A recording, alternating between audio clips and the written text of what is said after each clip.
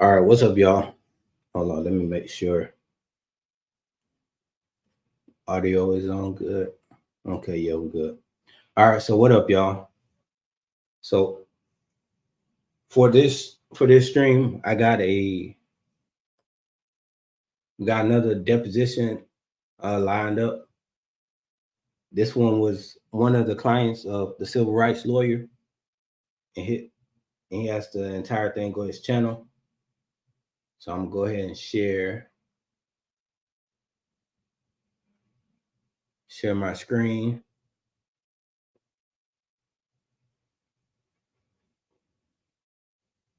Y'all see this where we at with it. Wait for a couple of people to come in. Hey, Karen, Renetta, Gummo, hashtag stop muting body cam footage. Y'all already know. Yeah, I'm not sure. It's probably, let me see, it's probably late over there. Yeah, it's pretty late in the morning.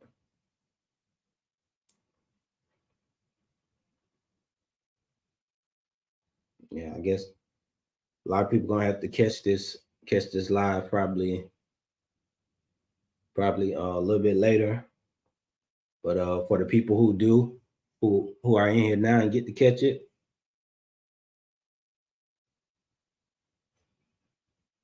hope y'all enjoy. I think this is gonna be a good one. Just because of who the victim was, and since this is the civil rights lawyer's client, I know this is gonna be a good one. So I don't want to wait it out too much. Go ahead and get started, because I know a lot of people might not be up to see this, so might as well just go ahead and get started. I appreciate all y'all for being here, and let's go. Section 1983 case is based on violation. Oh, hold on.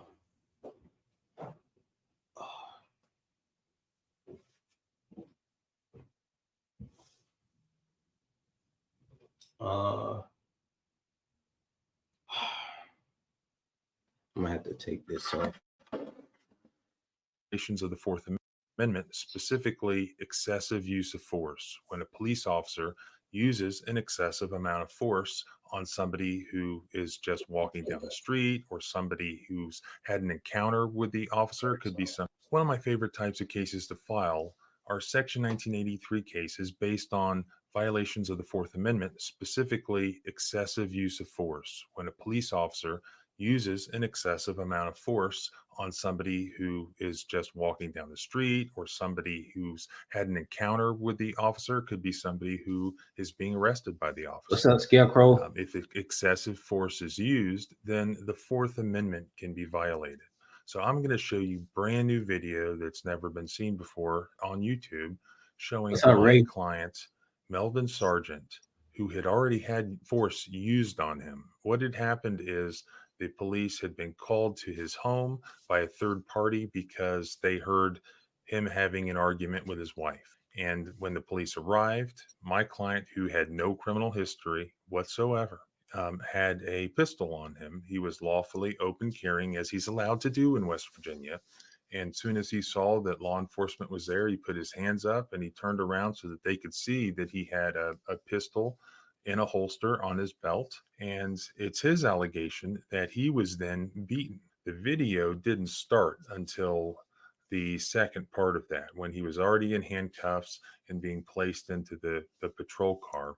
And you can see for yourself what happened. And that's the great thing about video. As the U.S. Supreme Court held in Scott versus Harris, video controls if the police officer testimony contradicts what you see in the video. And that might be actually what happens here when you look at what the police report actually said. Bish! You got body cam, I'm gonna sit right here.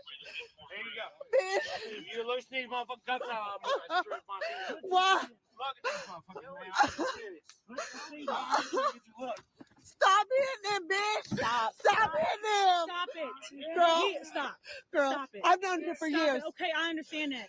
But he has got it under control. He has got to stop. You don't need to hit him in the face. Stop it. To get him under control. I Okay, know. When someone comes, I can call you a bunch of state troopers if you want. I don't Hey, care. All right, then I Patricia. will.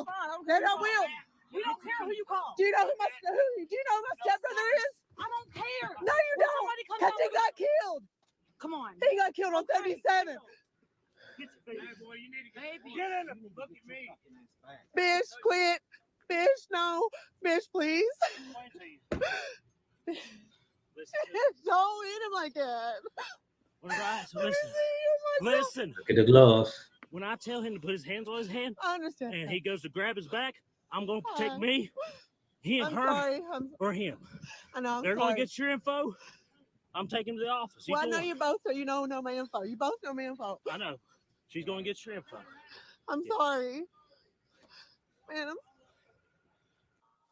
All right, let's take a look at slow motion, the use of force that's captured on the video here. You see that my client's handcuffed. He is not assaulting the officer in any way. And then all of a sudden, boom, the deputy pushes him into the patrol car. He's still handcuffed. And you'll see that the officer then lunges in after him and his body jerks around just like he's punching him. You can see that the client here, he's handcuffed, and there is when the push begins. And there's his glove afterwards. That's one of those weaponized Oakley gloves, I believe, and it's got my client's blood on it, right on the knuckles. And look at all the blood stains on my client's pants after he got out of jail and went to the hospital. And that's his hand that was broken because it was stomped. So let's take another look at how we got those pictures of the bloody gloves. And that's when Deputy Bish, who was the guy who had used the force against my client, walked back over to my client's wife who was filming him, and they knew each other from the past. And he's explaining why he did what he did to her. And you can see the whole time the bloody knuckles, which he probably didn't even realize at the time were there. Okay. and she don't even touch me like that, Bish. You know who She my don't know brother-in-law you. is. She don't know you. But you know who my brother-in-law is. But here's the thing. She's going to... He's the Interstate 77 guy that got killed last year. Sorry, ma'am. I'm not listening to anything you say. I got it. I'm not listening. I got it. But I know them too, and I'm a good person, and I do a lot of good things I with you. understand that, but when he's fighting and that's going on, I'm really not listening. Okay, I'm trying to get you back. Is that my gun? That's my gun. This is yours. Yes, it's Well, how is he fighting when he's in handcuffs? I guess they consider you doing any. Once you're in handcuffs, I mean, how much more fight do you have? registered to me. You can go run it. That's mine. No, bitch, no. Run it, please. It's in my name. I swear. Run it. You're gonna get it back. No, that's my fucking gun, though. Joey, Really? So, no, they know my info. Don't you come near me, bitch. No. Bitch, really? And this is where the video takes really a bizarre turn, where another deputy who wasn't involved in that use of force walks up to my client's wife who's filming and actually puts his hands around the wife's throat and decides to give her an instruction on respecting the authority and respecting the badge. Apparently, the wife knew this deputy became a male deputy, and when he was then a female deputy, they apparently knew each other. You're gonna end up in jail drinking. All right, I need what, you to Heather? see. Do you see this fucking badge on her Yes, chest? I do, Heather. You know what that means. You Yes, respect Heather. it. Yes. You respect Please me. don't touch Listen, me. you respect me. All right? I'm We're just trying to get an update if you guys need EMS for Why you gotta deputies come or at me like that, though? I'm not. I'm trying to get your attention because you're looking over Yeah. here. Take control, no take pepper spray used this time. Take them out You with respect me. You respect her. You hear Copy, me? keep You've your been windows drinking. pepper spray A used little. this Then I time. suggest you stop. Okay, I You feel stopped. me? Yeah, I feel you. Hey, Derek, I'm sorry. And we're talking. I get it. Okay, I get it. I'm sorry. What's your name and birthday? Sorry. I guess arrest me next. Apparently, at about the time that my client's wife was getting lectured about respecting the badge, the client is in the back of the car handcuffed, and he sees this happening with the deputy's hands going around her throat. and he starts to really freak out and scream or get upset. And then the same deputy who had used the force on him apparently opens the door and sprays him with pepper spray, then closes the car door. And that now in this next clip, as his wife is trying to get her gun back that had been seized, you can hear my client in the background from inside the police car crying about his eyes. When can I get in tomorrow after you talk to this? How much do you think? Where's he going to be? It's going to be the judge. Where's he going to be at? After I get him back to the office, call. Okay. Just let me breathe. Let me get him to the office and you call. Okay. All right. That's pretty much all the video shows. So there was apparently another use of force on the way to take him for processing. They had stopped the car and apparently used force on him again, even though he was handcuffed in the back of the car. But at least we have a portion of this that was caught on video. Now, after he was arrested, he ended up bonding out later and was taken immediately to the hospital by his wife.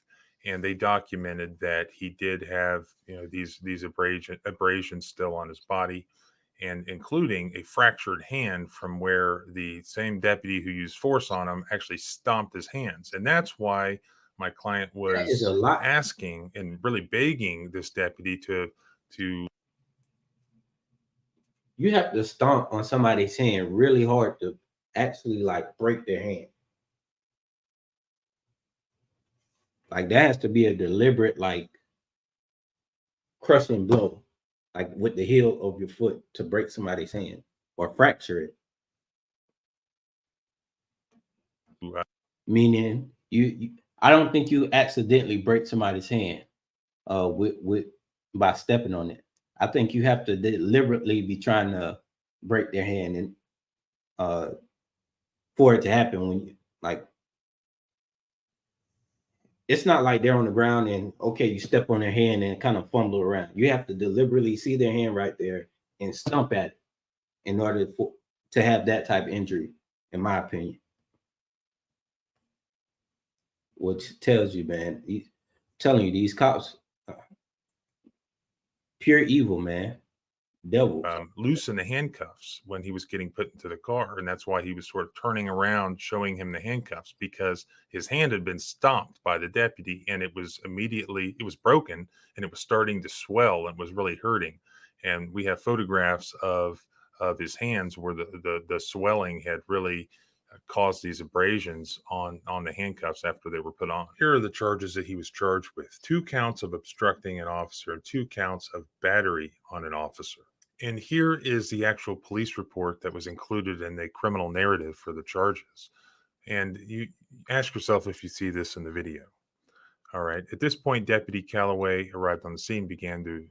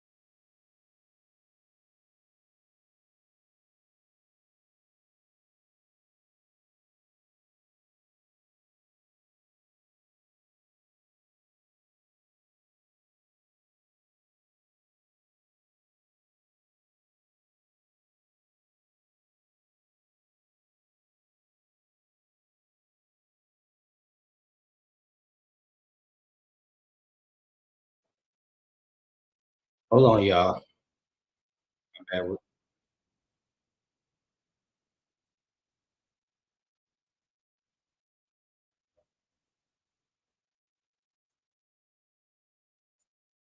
case is that one count of obstruction was dropped. He pled guilty to the other count of obstructing an officer, and both counts of battery on an officer were dropped by the prosecutor's office. And that is a really telling fact. Now that the criminal case was resolved, we can go ahead and proceed with the civil side of things. Like I said, this is basic Fourth Amendment excessive force law under the Graham factors. And I believe that just based on what you see on the video, that will be a strong enough case to get to a jury. Now, All right, Karen. what a jury does with it is always a roll of the dice, and we'll just have to see. So stay tuned. Righty, what's up? Crazy shit. It's crazy seeing a lawyer do deadlifts for some reason. I don't know. That's funny for some reason to me. Cops arrived. Boom, it went straight pretty much. All right, y'all. So this is the deposition of that arrest that we just watched. In a prior video, I first showed you the footage where my client's wife had filmed police arresting him in the front yard of their house. This was following a domestic call. When the cops arrived, boom, it went straight pretty much into a use of force against my client. The latter, basically half of that, ended up being filmed by my client's wife. So fast forward to the federal lawsuit being filed, and I'll link the original video here in the description so you can review that first. Now you get to see, this just happened last week where I took the depositions of the police officers who were involved in that incident, got to put them under oath and ask them questions. So here's something really you rarely get to see. And I'm curious, I cut it up a little bit. This will have to be part one because it's long. I'm curious to see what you think. So you saw the video and you can actually read the lawsuit allegations. Now you actually get to see the evidence. Take a look. Really curious to know what you think. This is the video deposition of Joshua Bish being taken by the plaintiff, Civil Action 121 CV 615, captioned Melvin Sargent. Well, he looks very nice and friendly. Sargent v. Joshua Bish et al. Look at the eyes, man. Look at the eyes. If that's not demon eyes, I don't. Come on now. That's, look at him. U.S. District Court for the Southern District. No soul, just pure hatred and deceit. It's just, you can District see of it. West Virginia at Bluefield. Do you remember why you were initially called to this scene? I was advised by Mercer 911 that there was a ongoing domestic between Melvin Sargent and another female, where Melvin Sargent had apparently was arguing and physical and was trying to kick down a door. And do you remember who had called 911? Off the top of my head, no. Did you know at the time? No. All we received was the name of the individual that was possibly causing the problems. And Had you ever been to that location before? no, I have not. Were you familiar with that location at all? No. Did you know who lived there? No. As of that moment, did you know who Melvin Sargent was? No. Okay. When you pulled up to the scene on November 28th, tell me about it. What did you see upon your initial arrival? When I pulled in, I observed a female a few car lengths away, walking away, and observed Mr. Sargent, the male individual that was described to be Melvin Sargent, walking from the road in the yard, going towards the basement door of the residence. At that point, I observed the male. He was kind of walking with his fist clenched, kind of looked irritated, and the female was obviously upset, crying. And because more hadn't been certified and what hadn't dealt with any, I didn't feel comfortable with her approaching anybody that may have been aggressive of any way. I told her to go talk to the female, and I went to go talk to Mr. Sargent. It was one of those real quick, hey, you go talk to her, I'm gonna go talk to him. Let me refer you to your police report. Again, you wrote that report, right? Correct. You were aware of the fact that you needed to include all important details in your report. Correct. Okay. And do you believe that you did that? I believe I did, yes. Okay. You wrote that Deputy Adair later advised you that Mr. Sargent and her were talking about Mr. Sargent's deceased mother, at which point her mother came into the room that they were in and rolled her eyes about the conversation, which aggravated Mr. Sargent, causing them to argue. She advised prior to law enforcement arrival there was no violence and nothing is wrong. Yes. Is that your understanding? That's my understanding. Now, you told me you didn't know who the 911 caller was. Correct. Did you ever talk to the 911 caller before arresting Melvin Sargent that day? No. Did you ever even find out the name of the 911 caller prior to arresting Melvin Sargent? I think I remember asking them, but I don't ask them, daring them to get all the information, but that was about it. But you never talked to the 911 caller? No, I did not. Did you talk to Jolena Chavez prior to arresting Melvin Sargent? Prior to arresting, no. But prior to arresting him, you had not talked to any witnesses, correct? No, correct. Prior to arresting him, you hadn't even talked to the plaintiff about what had happened or what had not happened? Correct. Now, what about Melvin Sargent? Did you know who he was? I just gathered from the description 911 gave and his mannerism, how he was walking, and he was obviously upset and irritated.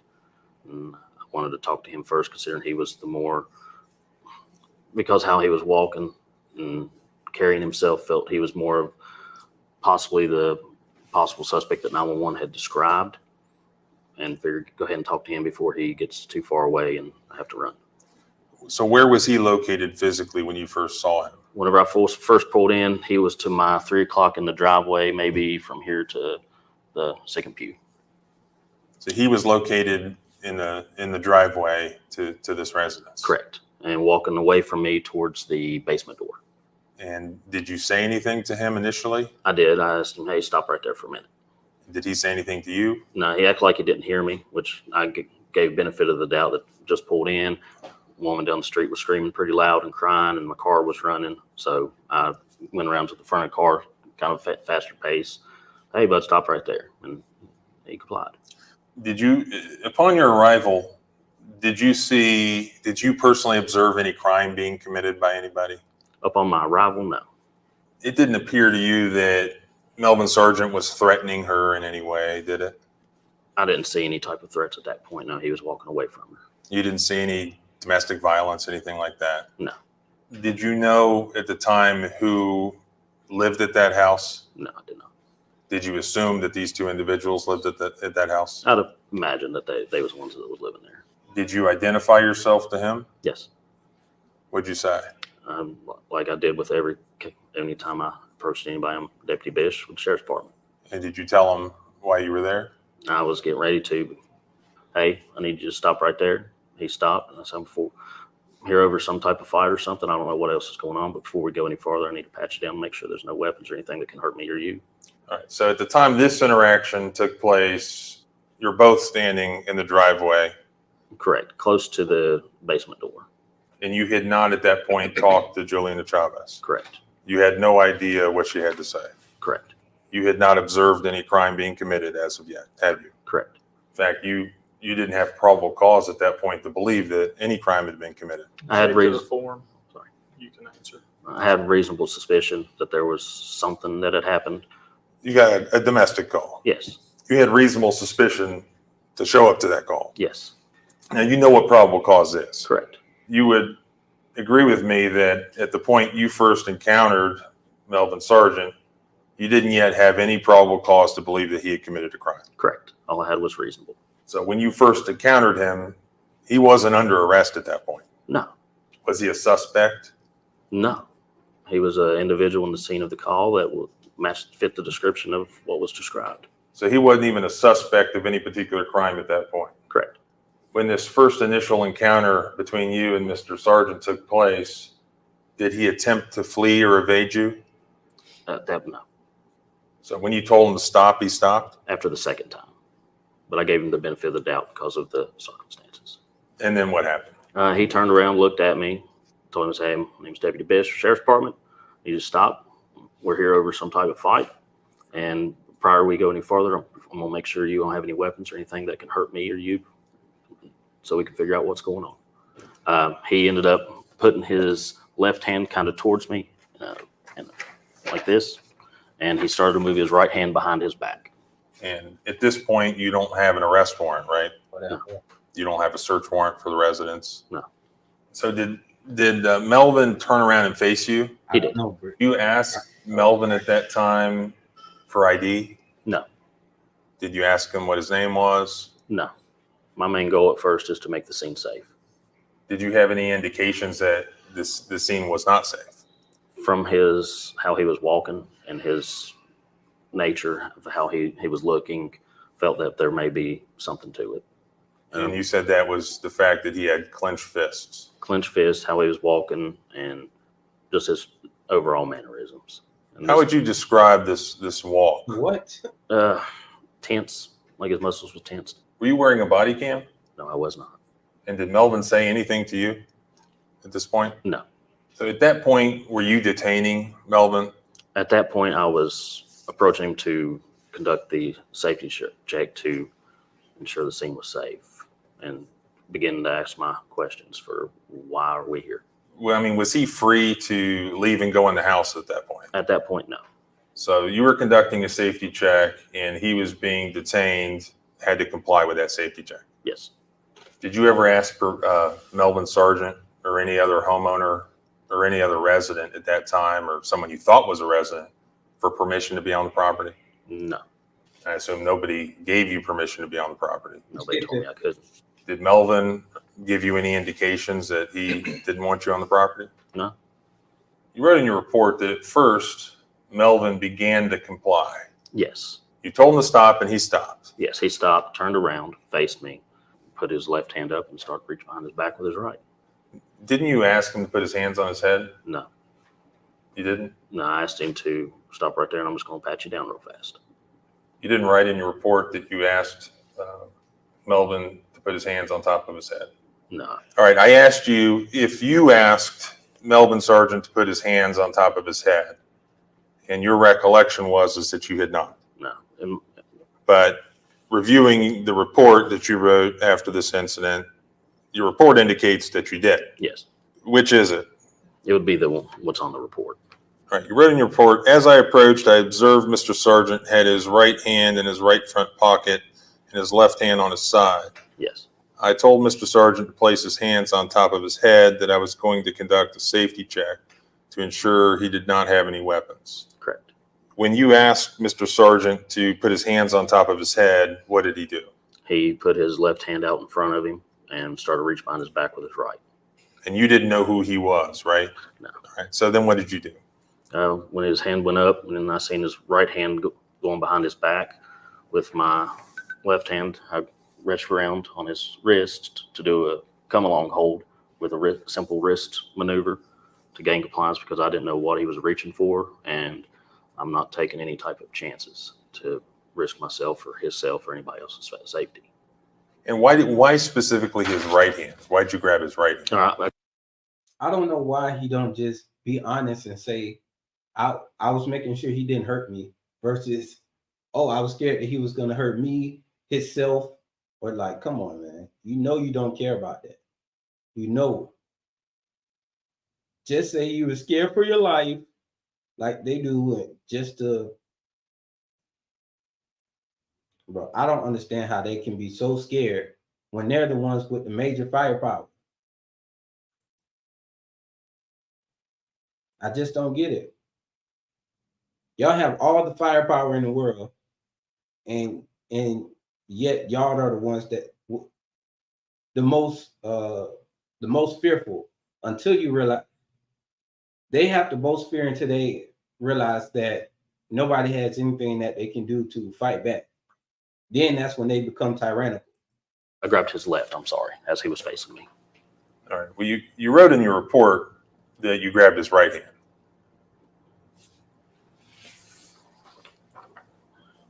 All right. I believe if you look at third paragraph, you say, I told Mr. Sargent to place his hands on top of his head, that I was going to conduct a safety check to ensure he did not have any weapons. At this point, Mr. Sargent began to comply, at which point I stepped towards him and began to reach for his right hand, at which point he started to step away.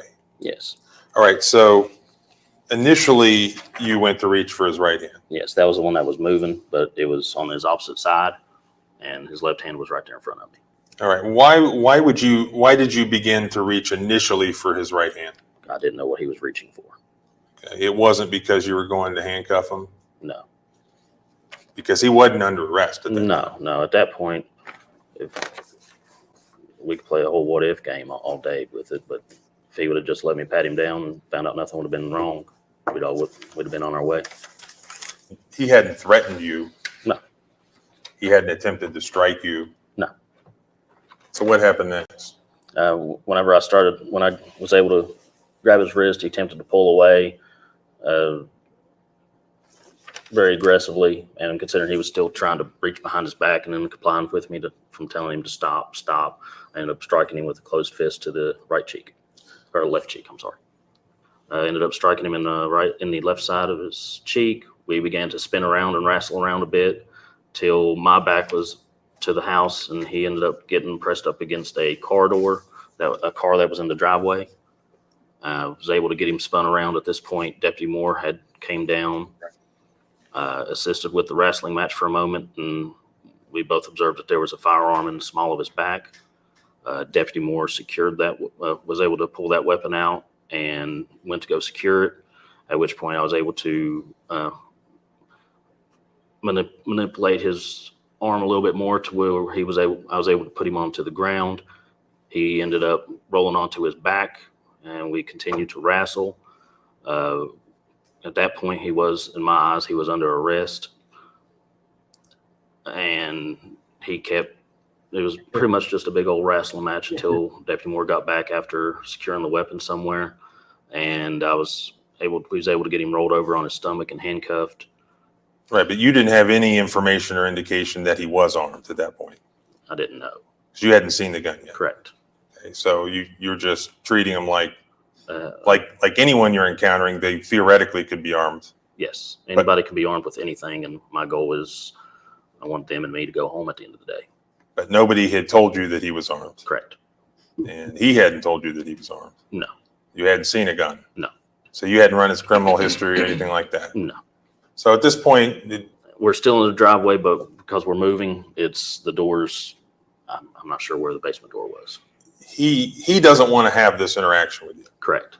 So was he under arrest at that point? At that point, as soon as he refused to allow for a safety pat down, he was under arrest for the obstructing.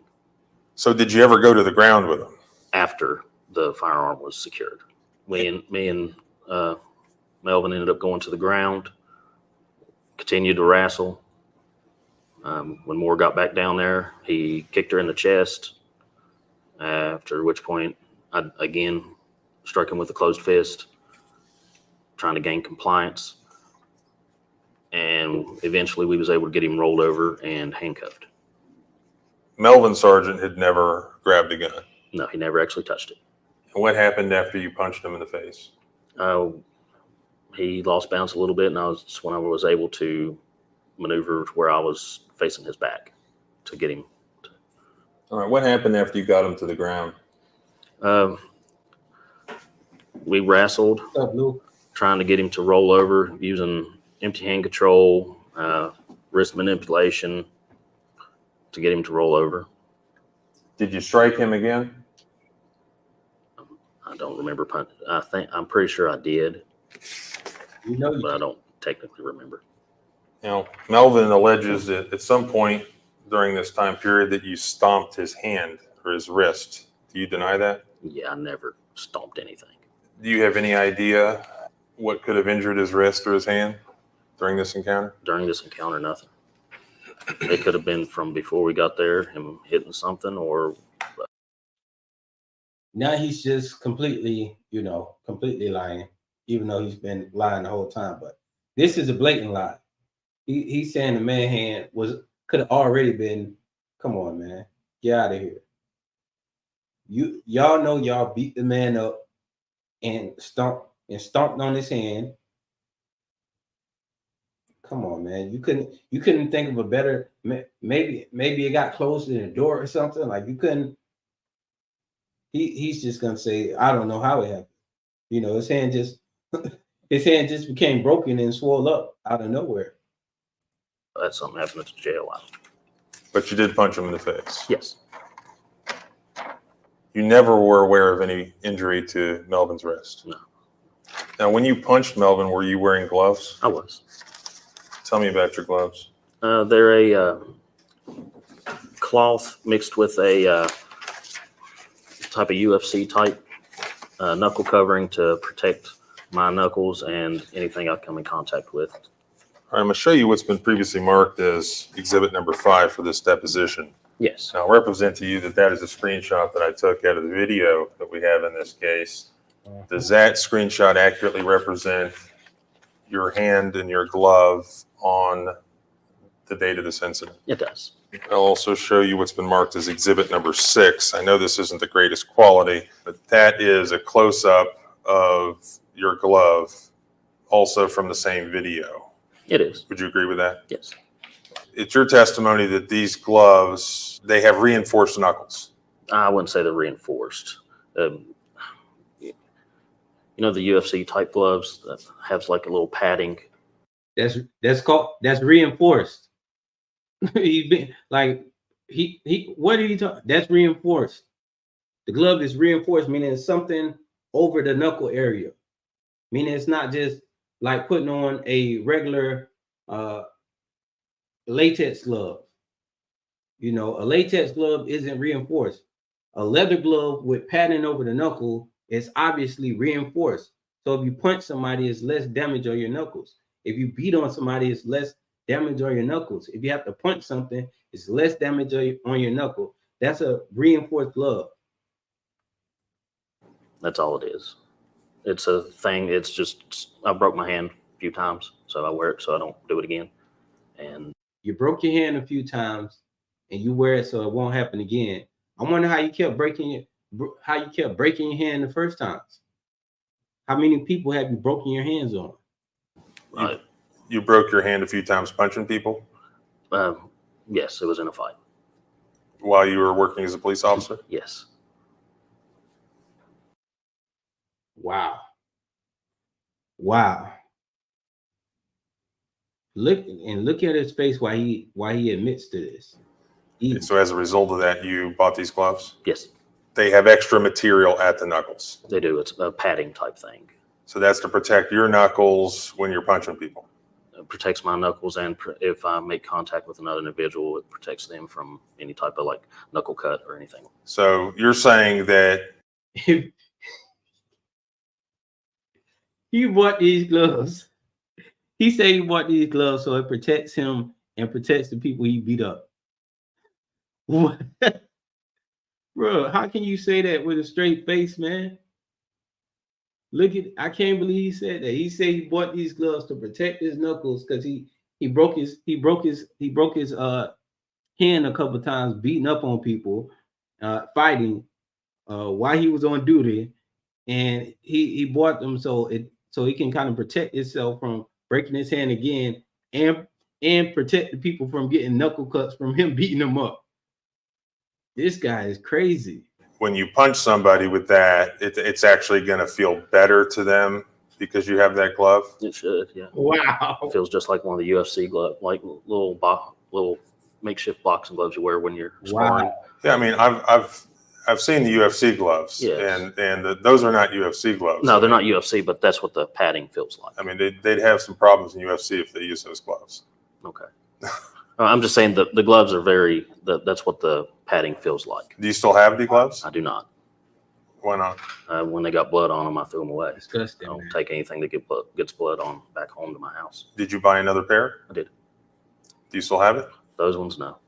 Now, those were not issue gloves. Correct. So that was just your private purchase. Yes. Did you get any sort of authorization from your employer to buy or wear those gloves? I got them from, at the time when I bought them, Chief Deputy Bailey.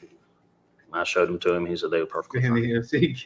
At any point, did your employer instruct you to no longer wear those gloves? No. But since you left the Mercer County Sheriff's Office, you've never worn them again? No, because the policy down there is What? they don't allow any type of gloves. And in your job now, you don't find the occasion to punch people. I probably will, but I haven't yet. What? You said you threw those gloves away because they had blood on What did he just say? I bet I missed that. them, to no longer wear those gloves. No. But since you left the Mercer County Sheriff's Office, you've never worn them again. No, because the policy down there is What? they don't allow any type of gloves. And in your job now, you don't Right, find the I'm sorry occasion to to hear punch that. people. I probably will, but I haven't yet. Hope you get well. You said you threw those gloves away because they had blood on them, right? Correct. And I probably will. in your job now, you don't find the occasion to punch people. I probably will, but I haven't yet. I keep backing this up because it's so unbelievable that he just said this with a straight face. Look at him. And they still, I cannot believe this. And this is the people on the force. You said you threw those gloves away because they had blood on them, right? Correct. Wow. And that blood was Melvin Sargent's blood. Not sure. Well, they didn't have blood. The knuckles of your gloves did not have blood on them already No. on your first arrival at Melvin Sargent's house. Correct. My mouth was bleeding as well. All right. Well, you punched Melvin Sargent, you said, in the Yes. face. Yes, in the cheek. All right. And he was bleeding. I'm not 100% sure if he was or wasn't. I didn't notice any cuts or. All right. So you have no idea if that's Melvin Sargent's blood. Correct. So you're saying it could be your own blood It could be. on your knuckles. Yes. You didn't punch yourself, right? No, I did not. You punched Melvin Sargent. Correct. And it's your testimony here today under oath that you don't know whether or not he was bleeding. Correct. I'm not 100%. No. He was treated subsequently for lacerations inside his mouth. You have no idea how that could have occurred. Inside of his mouth? No, I have no idea. That's not from you punching him in the face. It could. I don't know. You have no explanation for that? No. Did you ever see Melvin Sargent punch himself? No. Did you ever see him slam his head into your police cruiser or anything like that? I know he kicked and thrashed around in the backseat of the cruiser quite a bit, but I never seen him physically punch himself. You're not alleging that he injured himself. Oh no. Whatever side it was, Yeah. other than the one punch to Melvin's face that you already testified about, did you ever strike him in the face again during this incident? Yeah, while he was on the ground wrestling, after he had kicked Deputy Moore, causing her to fall backwards. Is this before he was handcuffed? Yes. Okay. And how many additional times did you strike? Just Melvin? just the two total, the one initial and the one on the ground. I didn't want to throw any more punches because I was afraid if I would, where I was on top of him and he was on the ground, his head would have bounced off of the ground or something. He don't care nothing about that. Nothing about him says that he would even care about that at all, based on what he said through this entire deposition. I doubt that he just hit him 2 times because it doesn't seem like he has that much restraint to hold himself back after starting to punch people. This is the type of person that once they start fighting, they want to keep fighting. Cause undue harm. I didn't want to do that. So to the best of your recollection, it's your testimony that you punched Melvin twice that day. Yes. And are you positive that you didn't punch him any more times? Correct. Were your emotion levels up at this point? No. Were you angry? Just fat and out of breath. Then what'd you do? We both stood up for maybe 5-10 seconds so we can collect me personally could collect my breath. And like I said, I just got done eating Thanksgiving dinner and I didn't want to throw up on the poor dude. And we collected ourselves and we was able to get him to stand up and walk him up towards my cruiser. So you guys got him up and you put him in the police car, is that right? Walked him up to up the driveway and towards on the passenger side of my cruiser. And then did you put him in the car? Yeah, I put him in the seat, sat him down. His feet was still outside the cruiser. He refused to put his feet back into the cruiser. I told him multiple times to do it. He complained that his handcuffs was too tight. But prior to that, whenever he was handcuffed, it was with Deputy Moore's handcuffs, and I'd been training her, and I observed her do the pinky tight, which is where you can slide your whole finger inside the cuffs. Who put the cuffs on? She did. All right. It's my understanding from reading your report that you guys put him in the back of the police cruiser and shut the door initially. No. No? Not initially, no. Take a look at the report. Let's see if we can clear this up. Okay, the next sentence you wrote in your report, after closing the passenger rear side door, Mr. Sargent began to kick the inside of my door, causing the door to begin to bow out. Correct. All right, that seems to imply to me, or to tell me, that you had closed the passenger. I want to. So, what is it about being a cop that you have to give up your humanity? Because it's like a lot of these cops, once they become cops, they don't work on. They don't. It's like they're not human anymore. Look at this. Look at this look right here, man. Oh my goodness. Pure evil. Your rear side door. When we first got to up there, he refused to get in and ended up having to force him into the vehicle to get his legs all the way in before we could shut it. The point is you put him in the car and you closed the door. After I had to force him in, yes. All right, so you forced him in the rear passenger door and closed the rear passenger door. Yes. So he's inside the rear of the police cruiser. Yes. The door is closed. Yes. He's handcuffed. Yes. Behind his back. Yes. Then what happened? I went to the opposite side to where his head was, opened the door, pulled out my OC spray, and advised him if he did not stop trying to kick the door, break the window, he would be pepper sprayed. So you had the door closed, and then you opened that same door. Opposite door. All right. Are you sure it's the opposite door? Yes, because his head was toward, I wasn't going to go down where he was kicking at. All right. You wrote in your report, at this point, I opened the same door and began to tell Mr. Sargent to calm down and stop kicking the door, or he would be sprayed with OC. I'm going to go with that. It's going to be a typo. No. All right. So you're saying your report is wrong. On that sentence. Why would you have written the same door in your report? Considering this narrative was written quite a few hours later. And all right, let's get it's about 2 p.m. here right now. They are hypnotized at the academy. Something has to be going on. I kind of agree with this this statement Ron Moore put up. Cops don't become psychopaths. Psychopaths become cops. Yeah, man, it's just unbelievable. It's like they turn off their human and become tired, wanting to go home. Rushed it. It is a mistake. Would it be fair to say that you're, even a few hours after the incident, that your memory about the incident would have been more accurate in 2019 than it is here today in August of 2022? My recollection, it's still pretty similar to it. All right, so he's closed, he's handcuffed behind his back, he's in the rear of the cruiser, he's kicking the inside of the door. You then open, you say, the driver's side passenger door, right? Yes. And then you do what? Tell him if he doesn't stop, he will be pepper sprayed. And then what happened? He says, fucking do it, and started kicking the door again. And then what happened? Administered a short 3 to 5 second burst of OC spray. So you sprayed him with pepper spray for 3 to 5 seconds? Yes, which is what we were taught. Did you strike him at all? No. So at this point, you still hadn't talked to any witnesses? No. You closed him inside the rear of the police cruiser with pepper spray in his eyes? It was, yes. Were the windows rolled up? They was cracked. Cracked how long? How? They was cracked. Wow, man. They was cracked.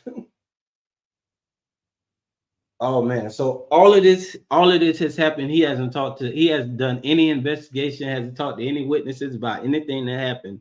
Yet this man is in the back of a police car, bloody, beaten, hands broken, and pepper sprayed. And this officer is like, his eyes are like, those are demon eyes. Those are not human. Those are not human. I don't know if y'all can tell, but that's not human. Far. I'd say enough to where if somebody had free hands, they'd be able to put their fingers through the tops of both. And did it appear to you that Melvin was suffering from the pepper spray at that point? He was in pain from it, but it was nothing that I hadn't seen or felt myself before. But you didn't strike him at all in the rear of the police cruiser? I did not strike, no. Did Melvin attempt to strike you? In the back of the cruiser, no. He attempted to spit. All right. You didn't write anything in your report about him attempting to spit on you at any point, did you? No. Very. But you did write in your report an allegation that Melvin had leaned back and kicked towards you, striking you in the chest. Yes, this was after, if I'm thinking right, in whenever we had to stop because he started to kick the door again as we was traveling. All right. So you're saying that happened during the transport? Yes. Right. I don't think that exactly jives with your report, if you want to take a look at it. So I just see it looks like I probably just forgot where I was in the narrative when I was typing and posed them on separate sides. Oh yeah, that's what happened. Looks like that one goes to the other paragraph. That's what happened. Reading your report, you would agree with me that it says that this encounter took place before you left the scene. Correct. Because you described what happened, the allegations that you're trying to get him to calm down and stop kicking the door, and that he tried to kick you, and that you sprayed him with pepper spray. And then you described Deputy Adair arrives on the scene with Trooper Russ. Yes. So the way you wrote the report, it sounds like this all happened at the scene before you left to transport Mr. Sargent. Yes. But you're telling me today that your testimony, that your report is inaccurate. Is that right? That section, yes. All right, I'm going to show you what has already been marked as exhibit number 2 for this deposition. Now, that is the criminal complaint that charged Melvin Sargent in this case. Yes. And that criminal complaint includes a narrative written by you, correct? Yes, the same narrative. And that's the same narrative, the same police report that we've been discussing. Yes. You included this same report written in the same way to the magistrate. I think it was Magistrate Dorsey to review. Yes. And the magistrate did review this report, and it actually indicates that probable cause was found for the warrantless arrest of Melvin Sargent that day. Yes. Okay. And then Melvin Sargent was prosecuted pursuant to this criminal complaint. Correct. Okay. Would you agree with me that the report that you submitted to the magistrate as part of this criminal complaint was under oath? Yes. Okay. So you're telling me here today that there are these inaccuracies in your report, but you never informed the magistrate that there were inaccuracies in your report, did you? I didn't notice them. So you didn't notice the inaccuracies in your report until today, August of 2022? Yes. Okay, so he had been charged with 2 counts of battery on an officer, right? Yes. And then 1 count of obstruction. Yes. Now, I take it the obstruction, I think you already testified, the obstruction was when you initially encountered him and tried to perform that safety check. Yes. He didn't initially, or he began to comply, but then pulled away. Pulled away, yes. And that was the obstruction. that's the obstruction. But you also had him charged, using your report, with 2 counts of battery on an officer. Correct. Whenever he kicked more, and I got hit sometime. I don't know when it was. Well, you wrote in your report that he had tried to kick you in the chest. Yes. But your report says that happened at the scene. Yes. You're telling me now that happened during transport. I believe so, yes. That's what's making sense. All right. I mean, you understand that you're under oath here today. I do, yes. All right. I'm not asking you to guess, and I don't want you to guess if you don't remember. Okay. Okay. Do you remember whether or not the allegation of Melvin trying to kick you happened before you transported Melvin or during the transport? That was during the transport. You're positive? Yes. But that's not what's represented in your report. Correct. Objection. Asked and answered. All right, I'll show you what's been marked as exhibit number 3, and that is a court order or a motion form indicating that the 2 charges of battery on an officer were dismissed by the court. Correct. Melvin Sargent was not convicted of those allegations or of those charges, was he? Of the batteries, no. All right, I'm going to show you the video that we have in this case. I can see it. Stay there. Stay there. Stop, bitch!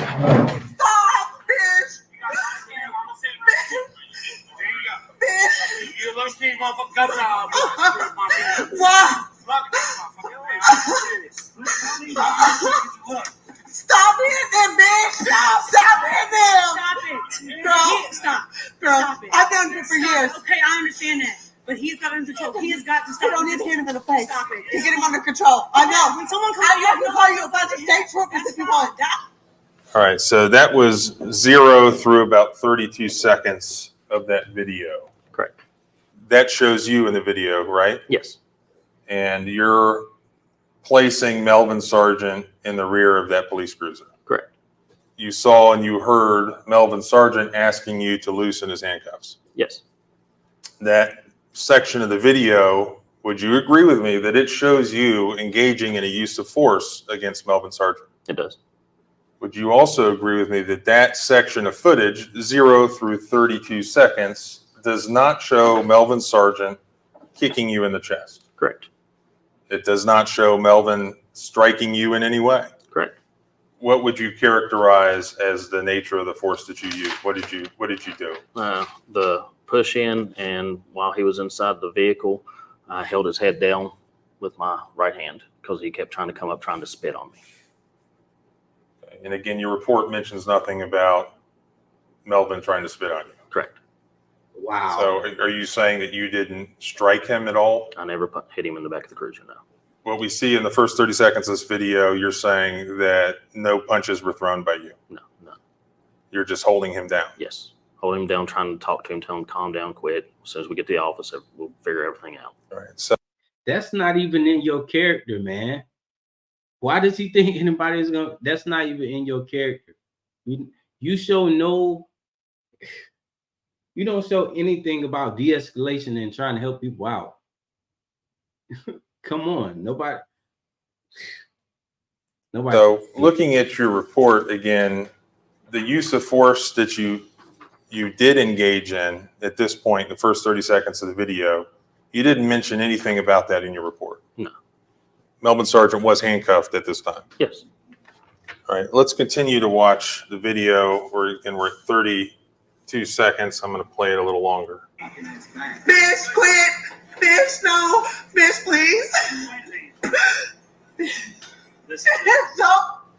All right, so I stopped at 55 seconds there. From the 30-second range to the 53-second range, would you agree with me that shows additional uses of force by you against Melvin Sargent? From forcing him into the vehicle? You tell me. Yeah, from forcing him into the vehicle, and that was it. From holding his head down and me getting out and using vocal commands. All right, did you use physical force on Melvin Sargent at this time? Define physical force. All right, let's play it again. Find physical force. Come on, man. 30 seconds. This time we won't stop it. Okay. So that was part 1. Well, let's call that part 1. And as you can see, I'm dressed like I've been in court, and I have been in jury trial for the past 2 days. So I'm pretty exhausted. This is all I've gone through so far, but you're going to want to see part 2 because if I recall correctly, and it was just last week, it gets even better. And the other police officers involved took their depositions as well. So you will want to see part 2. All right, y'all. So that's what we're going to do. Get into part 2. We're just going to keep it rolling. I know a lot of you enjoyed watching part 1 of the officer depositions in the Sargent versus Bish case. So this is part 2. Hold on. Before we start part 2 of this deposition, How y'all feeling about this right now? This guy, man, I'm telling you, it is scary that we have these entities in law enforcement, man.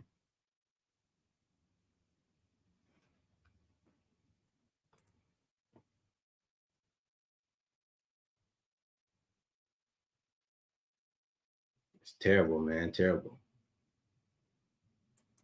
If you haven't seen part 1, I'll put the link in the description. You have to watch that first.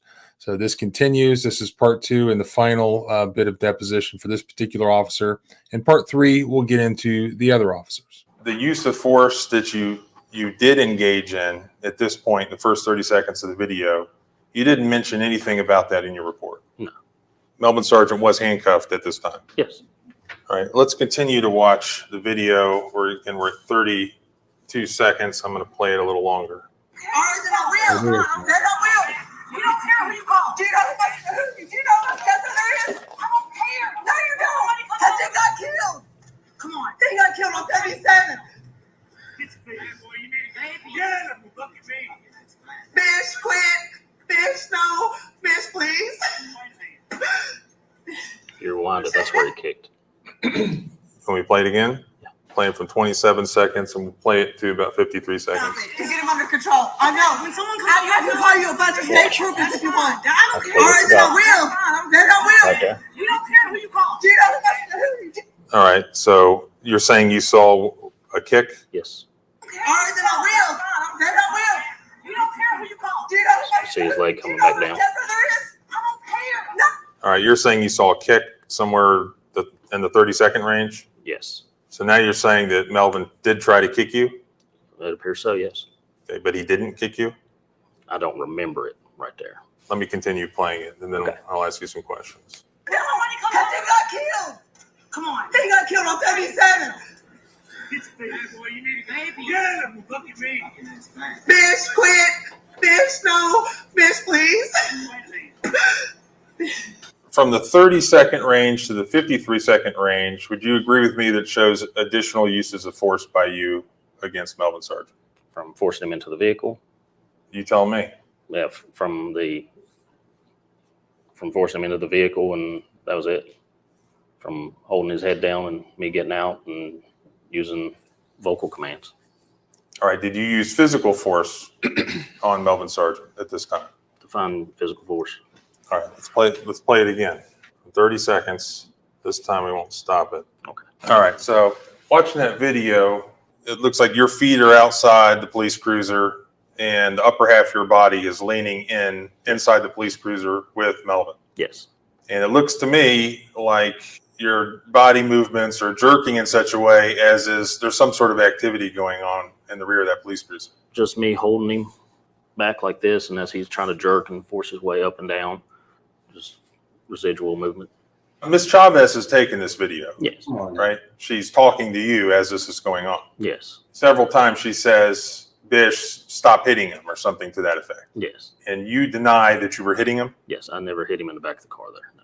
When plaintiff alleges that you struck him or you punched him in the rear of that police cruiser, you deny that? Yes. It's your testimony that you were just holding him down? Yes. Other than holding him down, did you do anything else physical with Mr. Sargent in the rear seat of the police cruiser?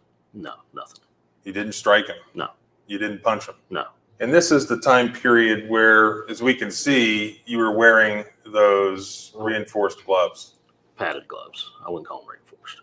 Padded gloves, okay. If we keep watching the video. I don't know why he's so afraid to call them reinforced gloves, because that's what they are. Video from 53 seconds on. Let's go about 53 seconds to a minute. Don't eat it like that. Listen. When I So from 53 seconds to a minute, you approach the camera, right? Yes. And watching this video, we can see you walk up with your black gloves. Yes. And we can see that those black gloves have blood all over the knuckles. Yes. Of your right hand. Yes, over the more of the ring, looks like the ring knuckle. You're right-handed? Yes. Would it be fair to say that that's your punching arm if you were to punch somebody? If I punch, it goes with whichever one would be more efficient. Yeah. All right, so we can't see exactly what's happening inside the rear seat of the police cruiser. When I punch, it goes to whichever one's more efficient. Bro, if you're right-handed, you punch with your right and use your left. This officer is crazy, man. Come on. You're really gonna play semantics and which arm is your punching arm? Come on now. But we can see that when you emerge and you come over to the camera, you have blood all over your knuckles. Correct. Wow. But you don't know whether or not that's Melvin Sargent's blood. I'm not 100% sure. No. Who else? All right, so that's you talking to Jolena Chavez? Yes. So your explanation to her was, quote, when I tell him to put his hands on his head and he goes to grab his back, I'm going to protect me, he, her, or him. Yes. What did you mean by he, her? I pointed around to there was a crowd. Pointed at everybody. You didn't mention at that time any allegation of Melvin trying to kick you in the chest from the rear seat of the cruiser, right? No. Isn't it true that the use of force incident that we see in the first minute of this video, that's in response to the earlier encounter where you say that Melvin started to reach towards the small of his back where his gun was? No. That use of force was done and over with. But that's what you were talking about when you walked over to the camera. I was explaining to her why he was under arrest. You weren't explaining to her why you were engaging in a use of force against Melvin Sargent. The first use of force, yes. Okay, but she's filming you in the rear of the police cruiser. Yeah. And she's crying, Bish, no, stop hitting him. Honestly, at that point, I didn't hear her. My focus was on him. And she can do whatever she wanted. So you're saying you weren't upset at all about the fact that he had a gun on him earlier? No. So at what point, I mean, we saw on the video you close the door. Yes. And then you walk over and you talk to Jolena Chavez. Mm-hmm. At what point throughout this did you pepper spray Melvin Sargent? After I go back towards the cruiser, he starts kicking the door, and that's whenever I go to the driver's side. So the pepper spraying hadn't even occurred yet? Correct. After this conversation that you had with Jolena Chavez, how long after that was it that you pepper sprayed Melvin? Off the top of my head, I'm not sure. It wasn't long. Maybe 10 seconds, if that. And then after you pepper sprayed him, you shut the door and left him in the rear seat? Yes. Did you call an ambulance for him? No. Why not? He wasn't injured. He didn't complain of any injuries. What? So let me get this straight. You beat the man senseless. You beat him senseless. Broke his hand and pepper sprayed him, and you don't call the paramedics because you want him to suffer. That is sadistic.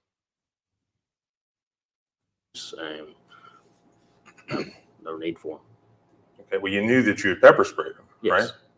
Yeah. After per protocol at the time, if there's no major injuries on scene, we would return to the office and we decontaminate them here. Well, downstairs. Okay, you could have done it at the scene, though. No. Why not? He was under arrest, and if I didn't have any equipment or tools to decontaminate him. All right, well, that would require me to pull him out of the vehicle and put him and others back in harm's way. That would make no sense. All right, well, let's. All of this is without doing any type of investigation. He still hadn't talked to witnesses about the situation. Why the reason he's there for the call in the first place, he hadn't talked to anybody about that. Yet this man is beaten, battered, his hand is broken, and he was pepper sprayed, and you let him sit in the back of the cruiser with no medical attention. Let's talk about the transport. Okay. What happened? While we was driving, we was on Glenwood Park Road. He started cussing again, making verbal threats. Started kicking the door. He almost popped it open with one of the kicks, and that's whenever we stopped on Glenwood Park Road, right in front of some church. I don't remember the church name. And what'd you do? I went out, got out of my seat, went around the front of the vehicle, went to the passenger rear. Callaway came up to the driver's side front, and I secured his legs. I was told Callaway as we was getting in, if he doesn't comply, we'll put a hobble restraint on him. And what'd you do? Callaway talked to him after while we was holding him down, and he started to comply. There's no video footage of this now at this point. No. Was the idea to transport Melvin somewhere where there was no video footage of what was happening? No. Isn't it true that during the transport, Melvin was complaining, roll down the window, I can't breathe? He kept complaining to roll the window down, but I never heard I can't breathe. He's asking to roll the window down because he had pepper spray in his eyes. Yes, and I was driving with it as well. Did you not have some sort of barrier in between you and he? You do, but anytime you pepper spray with anybody, you get it as well. It splashes back, and plus it particles in the air. It's not pleasant for anybody around. Did you roll your window down? Yes. But you didn't roll his down? His was down enough to where he could receive the brief relief from the air hitting his face. It This guy is evil. wasn't rolled down enough to where he could stick his whole body out. At some point during the transport, was plaintiff told, stop acting like a little bitch? I never heard that. You didn't say that? No. You didn't hear Callaway say that? No. And you didn't see Deputy Callaway strike Melvin Sargent at all? No. Throughout this whole time period, Melvin was still handcuffed? Yes. Behind his back? Yes. At no point throughout this time period did Melvin attempt to flee? No. After you arrived at your destination when you're transporting him, at some point did you spray down Melvin with a hose? I did. After we arrived here at the office, we went straight into the garage. I had him kneel down, and I ran a garden hose over the back of his head, allowing the water to drain from the top of his head towards the front of his eyes. So you basically washed off his entire head? No, the top half where the pepper spray would have made contact with his face and eyes. Not only did you wipe off get the pepper spray off with the hose, but you also washed blood off his face. I didn't notice any blood. You didn't notice any blood? No. Melvin Sargent wasn't provided any medical treatment at all? Other than being decontaminated from the pepper spray, no. He didn't complain? No. He didn't ask for any medical treatment? No. If he would have, I would have called. In fact, he did ask for medical treatment, and you told him he can wait till he gets to Southern Regional Jail. No. Okay, so if he had any injuries, any lacerations, any fractures, you would deny that? I didn't see any, no. Did you evaluate Melvin for any injuries? I looked him over, but I didn't see anything. But it was more of a just glance over. And I asked him if he was okay. He said, I'm good, motherfucker. I'm good. Fuck off. His exact words. When you pepper sprayed Melvin, you believe that was necessary? Yes. You think you could have used any lesser amount of force? That was the lesser amount I had. I had no other tools. Okay. Well, he was already handcuffed in the back of the police cruiser, right? Yes. All right. So what were you trying to achieve? Compliance for him to stop trying to kick the door and break the door open to do who knows what. Okay. So that's why you pepper sprayed him? Yes. Because he was kicking the door? Attempting to kick the door open to do whatever to cause more harm or to run away. I don't know. I don't know what his goals was. Would you agree with me that striking an arrestee in any way, for instance, punching, would be a use of force? Yes. Okay. And isn't it true that under your department at the time, your department policies, that any use of force that you engage in against an arrestee must be documented? Yes. Must be documented by you?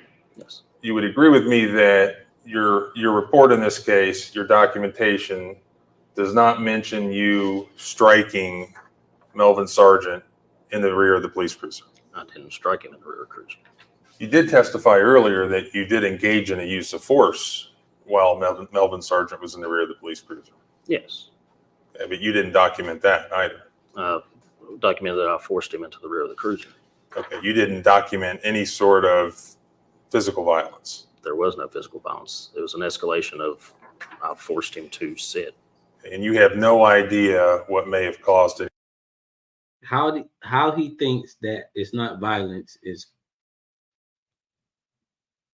this is really unbelievable, man. Like these depositions always are.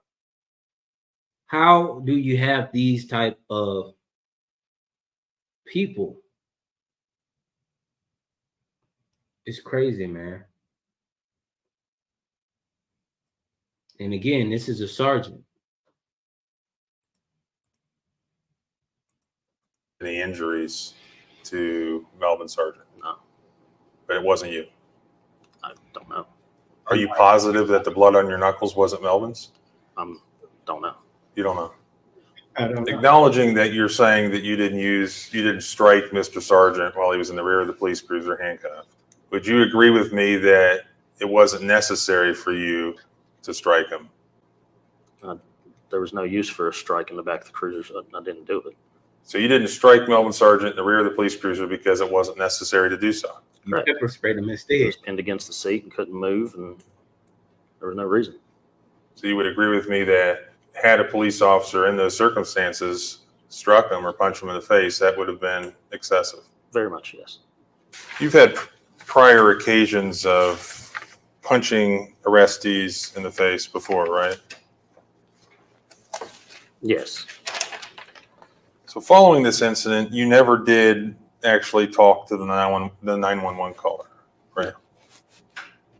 And Melvin Sargent wasn't charged with anything that occurred prior to your arrival? No. And you never interviewed Jolena Chavez? No, I did not. You never even asked Melvin Sargent about what happened prior to your arrival, did you? No. So when Melvin says or alleges that during his arrest processing that he was asking for medical treatment, you deny that? Yes. I never heard him ask for anything other than the occasional threat. About how long before you left for the transport did you pepper spray Melvin? Right after he was sprayed, I believe it was pretty immediate. Okay, so before the transport, you opened one of the doors, sprayed him in the eyes, and then shut the door. Yes. And you did that to gain compliance, you said? Yes. Because he was kicking the inside of the cruiser? Kicking the door and attempting to break it open. I mean, he posed no safety threat to you, did he? From kicking the door, yes. Okay. Just because somebody's handcuffed doesn't mean they're not dangerous. They can still pose a threat. Okay, he couldn't get out that door, right? If he would have kicked it open, he could have. So that's why you pepper sprayed him, the danger of him potentially kicking out of the door. Kicking the door and causing who knows what. Now he's Did you pepper spray him to cause him pain? Yeah. To gain compliance. That's what it's meant for. So you pepper sprayed him to cause him pain, not necessarily in your own self-defense. For defense from the public from the area. Where I was at, he would have had more of an opportunity to go through the other door. I was in a safer location. And at that time, how many police officers were present? There was 3 certified. 3 police officers were present and 1 uncertified police officer. Yes. She was still armed, right? Yes. She's still pretty fresh. And Melvin Sargent, on the other hand, was handcuffed, right? He was, yes. You had already shot him in the back of the police cruiser. Yes. So that was part 2 and the final bit of deposition for this particular officer. Basically what happens after this point, after I stop questioning him, is his lawyer then gets to ask him questions and sort of try to clean up testimony. A lot of times that's basically pretty leading questions where the lawyer is sort of picking every problem area and sort of asking a leading question. In part 3, we'll get into some of the other officers and they're asked some of the same questions and you'll see whether or not they answer the same. Now, remember, these are depositions. This is not trial. So there's a difference in questioning for deposition, which is more of a fact-finding sort of thing. And you don't necessarily follow the rules of evidence. And there's a big difference for cross-examination at trial.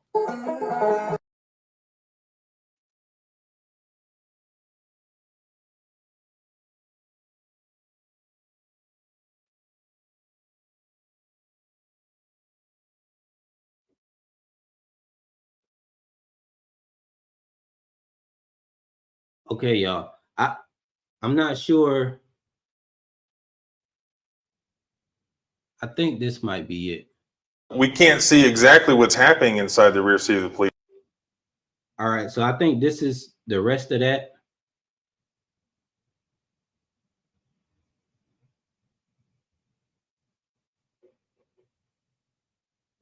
Cruiser, but we can see that when you emerge and you come over to the camera, you have blood all over your knuckles. Correct. In your job now, you don't find the occasion to punch people. I probably will, but I haven't yet.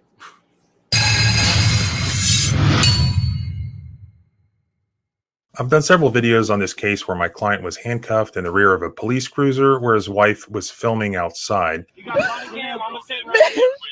There you go. Bish. You loosen these motherfucking cuffs out, I'm gonna strip my finger. Why? Look at this motherfucker, man. I'm serious. And you can't quite see exactly what happened inside the police car, but then you see the police officer emerge with his bloody armored gloves and approach the camera. All right, so listen. Right. So this is the final update for that case. It's over, it's settled, and my client got paid. So this is the case where I previously posted the video depositions. Here are a few bits of those video depositions that were important in reaching a settlement here. Then I'll tell you the settlement amount, which may surprise you. Now, when you punched Melvin, were you wearing gloves? I was.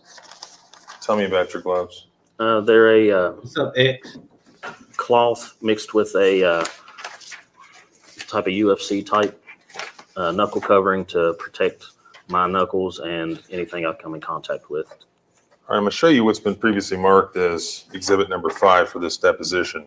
Yes. Now, I'll represent to you that that is a screenshot that I took out of the video that we have in this case.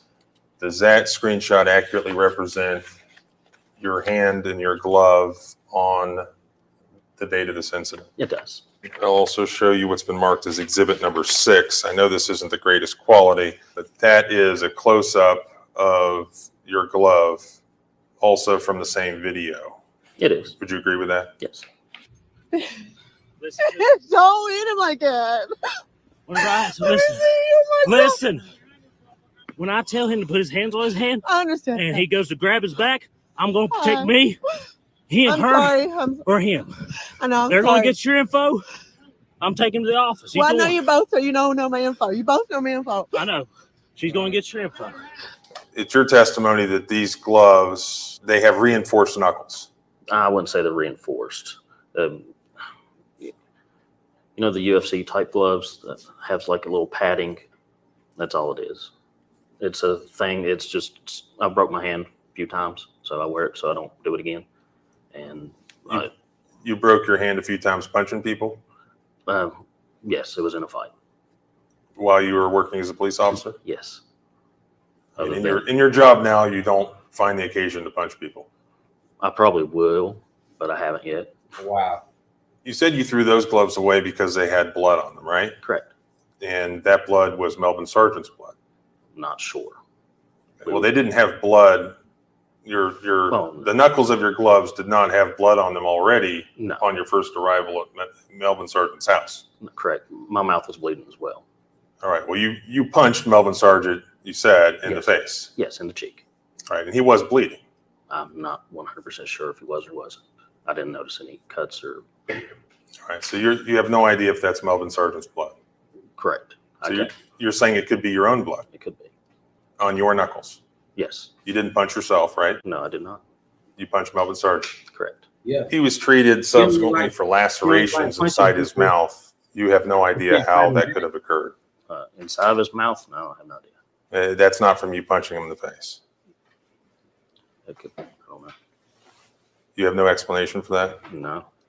That is the criminal complaint that charged Melvin Sargent in this case. Yes. And that criminal complaint includes a narrative written by you, correct? Yes, the same narrative. Would you agree with me that the report that you submitted to the magistrate as part of this criminal complaint was under oath? Yes. Okay, so you're telling me here today, no. Through 32. Look, stop hitting him, bitch. Stop hitting him. Stop it. You're just holding him down. At this point, the first 30 seconds, had a police officer in those circumstances struck him or punched him in the face. This case ended up settling for $25,000. That would have been excessive. Very much, yes. So this case ended up settling for $25,000. And that may be less than you were expecting. The reality of civil rights lawsuits, as I discussed in a prior video with Kentucky lawyer Chris Wiest, is that generally you don't have a whole lot of actual damages, such as medical bills or lost wages in these cases. Many times the majority of your damages in a constitutional injury case is just attorney's fees. In other words, that's just how much time I spent on the case. Now, nobody has paid me for that time, but I keep track of it so that we can request it from the judge at the end of the case if we win. In turn, that causes the defendants to value settlement negotiations accordingly prior to trial. So you always run the risk that a jury could only award $1 or $1,000. You just don't know. And if that happens, the lawyer will still get paid if you win, but the client may not. And that's why it's the client's decision on whether to settle prior to trial. And in this case, that's exactly what happened. Could we have gotten more from a jury? Maybe, maybe not. In this particular case, the video deposition clips that I showed you were the strongest aspect of the case, in my opinion. Although there were more issues at play, including unnecessary pepper spraying, the officer's denial about what took place in the rear of the police car, coupled with the video of his bloody armored gloves as he exited the car, made it extremely likely that a jury would conclude that punches were thrown despite his denials. According to the officer's own testimony, had punches been thrown while my client was handcuffed in the back of the car, he agreed that would have been excessive. Thus, I think we would have won on that issue, assuming the jury disbelieved the officer's claim that he threw new punches, which, if they're being honest with themselves, they would. But as I said, who knows what the jury would have awarded for that? 25 grand is still 25 grand at the end of the day, especially for people who could really use that money. Also, this is the reason that there was no part 3 to the video depositions, because the case settled, for those of you who have asked. And here's another interesting thing about this case. I was contacted by a major TV network who was interested in starting a new primetime TV series based on this case, on these videos. So it focused on video depositions and civil lawsuits against the police, sort of like a First 48 type deal with interrogations, but now the tables have turned where the police are now being questioned. So I actually really think it is a fascinating idea, and I hope that somebody does run with that. Thanks for watching. Please subscribe and let me know in the comments if you would have accepted that settlement amount had this happened to you. You'll find my contact information in the description. If you have a case that you think I might be interested in, or if you think that I can help you, let me know. Also, if you want to contribute to the fight in qualified immunity, please donate to the Institute for Justice using my custom donation link, which is in the description. So we're tracking this now. So let's pump up those numbers to show how much we're donating. And let's keep those IJ civil rights lawyers running at full speed suing the government. Remember, freedom is scary. Deal with it.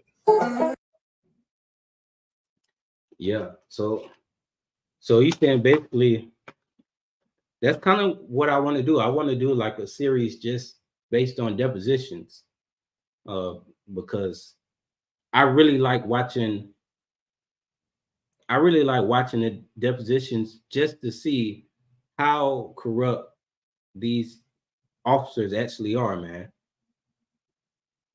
And it's insane. They will lie under oath. And when they don't lie, they'll say something so ridiculous and so incriminating, and they don't even care. They don't even see it as incriminating them.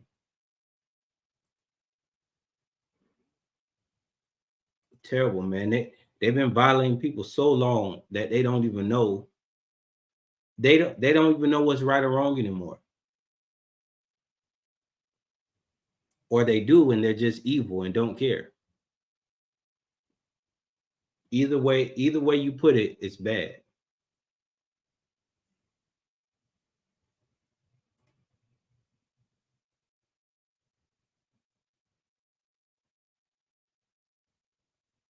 Exactly. See, and this is another thing I keep telling people, oh, go file a lawsuit, sue. Okay. You know, you never know. And if you're filing a lawsuit and you really want to implement change, and you know, then you wouldn't want to settle. You would want to take it all the way to trial. But then you realize if you take it all the way to trial and win, you know, you're going to be out more than ever. You're going to be out of time, energy, and money, because you may not be compensated for all the effort and time that you put into it. So it's really rough. And you know, and I tell people I can't be out there trying to sue everybody left and right. It's, you know, it doesn't make financial sense at all. And people say, oh, you're just doing this to get a lawsuit, when you know, obviously you can, people who say that don't know anything about how the legal system works.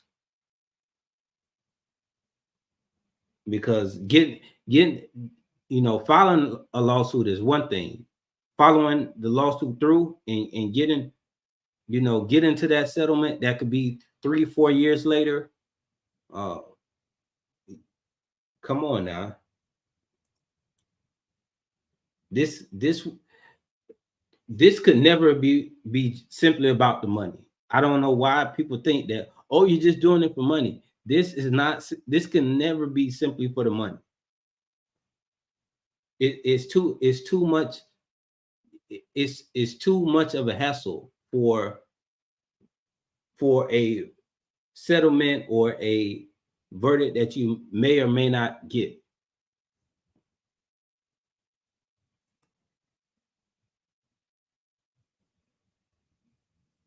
Patricia says our county sheriff department do not have body cam footage. That is scary. I don't know how at this time that they don't have it, and that's just scary. So that means everybody where you are needs to be filming everything and always have their own body cameras on them. Like it was to the point where I didn't even leave my house without my body camera.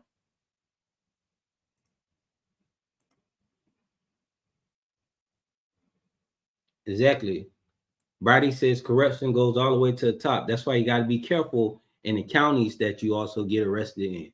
If you gonna get, if you are gonna go take it all the way there and say, oh, I don't care if they arrest me, then it is what it is.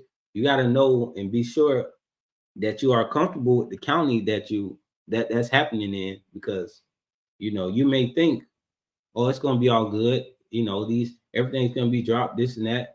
You know, and I'd be out in a couple hours, and then you realize that the whole county is corrupt, and now they're in it to ruin your life.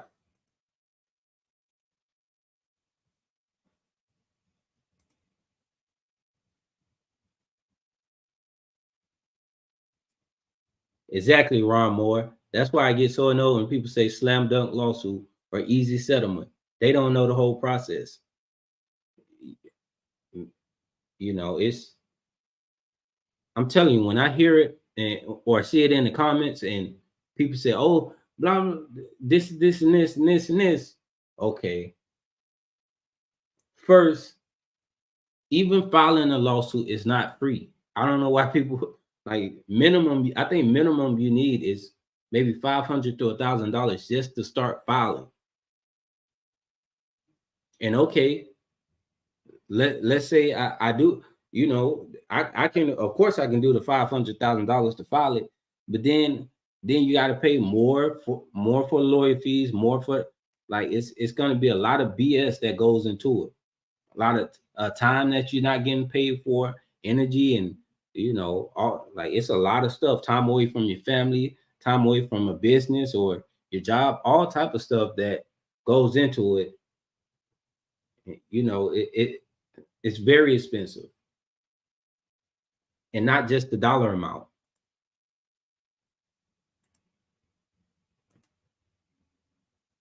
Right. Every department should have body cams by now. I can't believe they don't. Yeah, and it cost Philip $30K for Turner versus Driver. And then there's no county cops should be without body cam, body worn camera and dash cam. Yeah, that's why I don't do small towns. Yeah, that's why I'm telling you, I make sure I pay attention to all of that when I go out, and you know, you got to pay attention.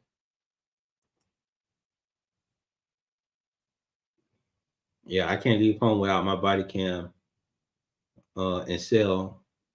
Yeah, charged all the way up. Sometimes no lawyer will even take it, because even if it's easy, it's not worth their time for the small amount likely to win. Exactly. You know, 25,000, you know,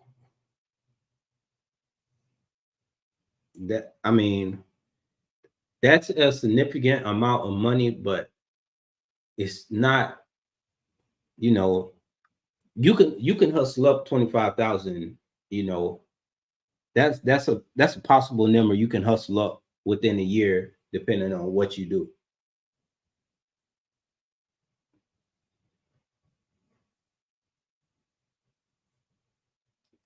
That I don't think that's not a life-changing amount, you know. Is what I'm trying to say. Not trying to say that that's not a good sum of money. It's just not a life-changing amount.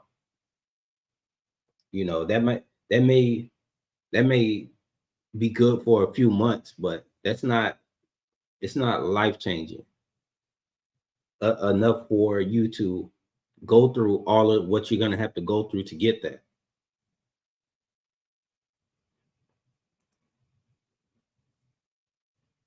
But yeah, y'all, glad y'all decided to join me with this. This was a very interesting one. Another display of pure evil in law enforcement.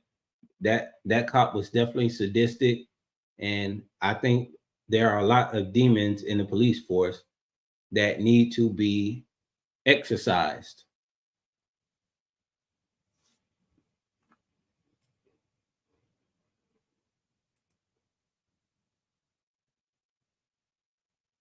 That's why he got lawyer fees outside from the 25K. So didn't come from the plaintiff. Good. Yeah, 25K isn't worth the retaliation. I'm telling you, like it depends on what I'm not gonna. It depends on what situation you're in, you know, and you know, if you're let's say a middle class person, I mean, I don't think it's going to be worth it for you. If you're poor or low middle class, and you know, 25K would, you know, probably be a real big difference in your life. But it's still like, is it really worth all of what you're gonna have to go through to deal with that? Especially if you're still living in that same county or city. It's gonna be rough. You see what happened with Chuck Brunson, where you got all those units following him at nighttime, you know, all because he's trying to hold them accountable. That's it. All he's trying to do is hold them accountable, and they don't like it. You know, absolutely insane.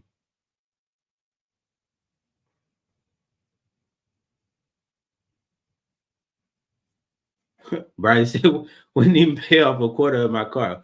Dang, Brady, what kind of car you drive? But satisfaction from exposing. Yeah, I mean, that's why I wanted to be, you know, that's why I say I wanted this platform to be at a certain level before I start getting into, you know, getting arrested and, you know, allowing myself to get arrested for you know, the violations that occur, and being willing to take that arrest. I don't think it made sense when my channel wasn't even over 5K, you know, or 10K for me to be, nah, I'm not. I couldn't do that. That's crazy. The 25K was lowball, but it was his decision to make. I've seen people unlawfully detained, not brutalized, and released 30 minutes later, get way more than 25K. That's the thing about it. You never know. It's so many factors. It's so many factors that go into, you know, that decision and that settlement amount. There's so many different factors that go into it. You know,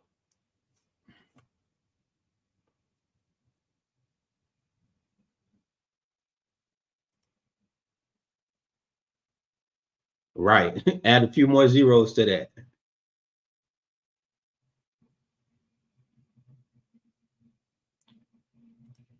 Exactly. Patricia said, I'm not willing to take no more arrest. And that's the thing about, you don't know if that arrest is going to just be a simple arrest. Look what happened to him when he got arrested. They beat him up, threw him in the car, pepper sprayed him, and later they drove down some, stopped again, beat him up some more, and then took him to the precinct or to the jail. You don't know if you're even gonna make it. You don't even know if you're gonna make it to the jail. To think, oh, I don't care, I'll go to jail. You don't know if you're gonna make it to. You don't even know if you're gonna make it there. Then you don't know if you're gonna make it there and still be able to walk later, because obviously you see they've broken people's necks. They've killed people way before they had a chance to even see a judge or anything. So you just don't know. And it can be, you think, oh, it's just going to be a ride to jail. No, that could be your last ride ever. Brady said that they will retaliate, and they absolutely do. They absolutely retaliate. They will absolutely know who you are, know your address, and they will stalk you and try to find any way to make life hard for you in that county and city. And then when you move, they're going to tell the departments where you move to about you, and it's going to be an everlasting thing.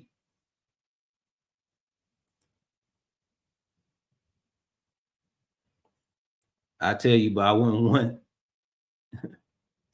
wouldn't know what it was. You got Instagram. Brady, send me an email. If you can, send me an email.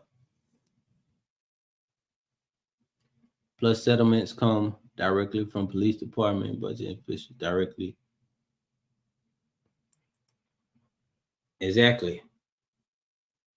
You don't know if you don't know what's going to happen after, you're in their custody, because it's just my thought, if they're already that corrupt to arrest you for not breaking the law, or arrest you without doing any type of investigation, imagine when you're actually you're in their custody.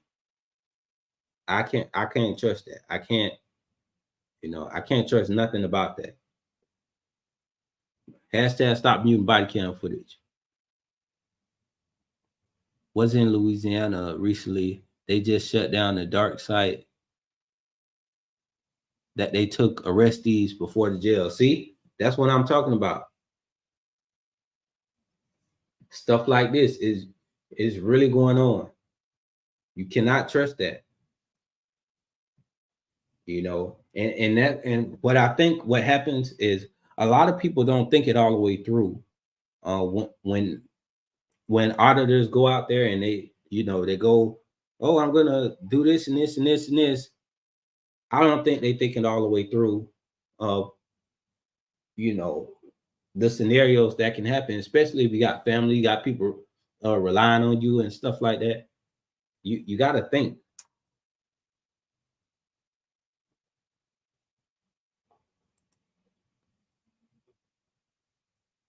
See, yes, they did shut down the torture building. So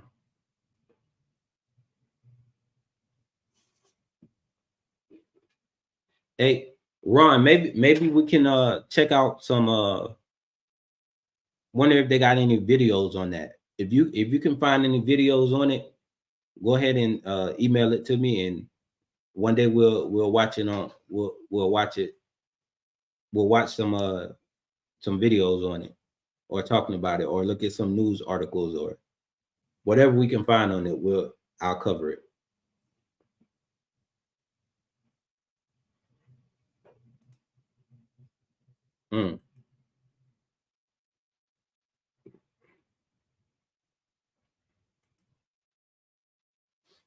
Yeah. But all right, y'all, we've been on here for a good amount of time. I've been working on, dropping more content, so I'm putting some stuff together right now. So that should be up either tomorrow or the day after. But with that being said, I appreciate all y'all for joining me. And yeah, we're gonna keep at it, keep it going. And yeah, hashtag stop muting body cam footage. And AWB, I'm out. I appreciate y'all. Catch y'all on the next one.